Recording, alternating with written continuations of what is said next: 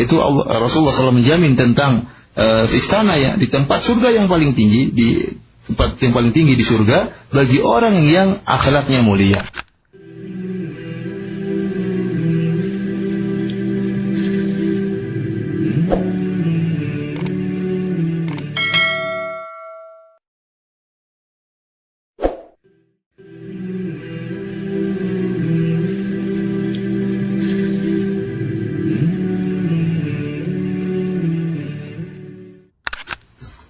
ثم أورد حديث أبي أمامة الباهلي قال رضي الله عنه قال رسول الله صلى الله عليه وسلم: أنا زعيم بيت في ربض الجنة لمن ترك المراء وإن كان محقا، وببيت في وسط الجنة لمن ترك الكذب وإن كان مازحا، وببيت في أعلى الجنة لمن حسن خلقه. حديث صحيح رواه أبو داود بإسناد صحيح. قال: الزعيم الضامن.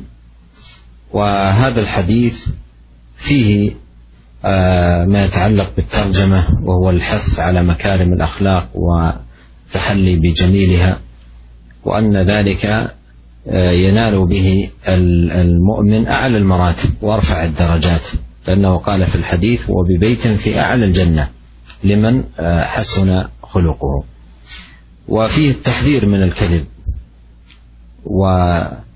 ولو كان من باب زاح، لأن النبي صلى الله عليه وسلم قال: أنا زعيم بيت في وسط الجنة لمن ترك الكذب وإن كان مازحا. فالكذب لا يليق بالمسلم لا في جد ولا في هزل، بل ينبغي أن يحذر منه أشد الحذر. وكذلك فيه التحذير من المراء والجدال والخصومات التي تفضي إلى الشقاق والتعادي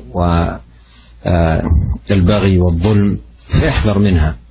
قال: أنا زعيم بيت في ربض الجنة لمن ترك المراء وإن كان محقا. Kemudian Al-Imam rahimahullah membawakan hadis dari Abu Umamah Al-Bahili radhiyallahu anhu, bahwasanya Rasulullah SAW bersabda, aku menjamin sebuah istana di bawah surga ya bagi orang yang meninggalkan perdebatan meskipun dia di atas kebenaran. Dan aku menjamin istana di tengah surga bagi orang yang meninggalkan dusta meskipun dia sedang bercanda. Dan aku menjamin dengan istana di surga, di atas surga bagi orang yang akhlaknya mulia. Hadis ini hadis yang sahih yang diriwayatkan oleh Abu Dawud dengan sanad yang sahih. Para muslim yang dirahmati oleh Allah Subhanahu wa taala, hadis ini berkaitan dengan judul bab yang sedang kita bahas tentang mulianya akhlak yang mulia, ya tingginya akhlak yang mulia. Karena hadis ini mendorong kita, memotivasi kita untuk berakhlak yang mulia. Ya, di sini Rasulullah SAW menyebutkan tentang tingkatan yang sangat tinggi, yaitu baitin fil jannah fi a'lal jannah liman hasuna khuluquhu. Itu Rasulullah SAW menjamin tentang istana ya di tempat surga yang paling tinggi, di tempat yang paling tinggi di surga bagi orang yang akhlaknya mulia. Dan hadis ini juga mengingatkan kita tentang bahaya dusta. Ya. Karena dusta itu tercela, tidak pantas bagi seorang muslim untuk berdusta. Bahkan meskipun dia berdusta karena bercanda, tidak boleh. Ya.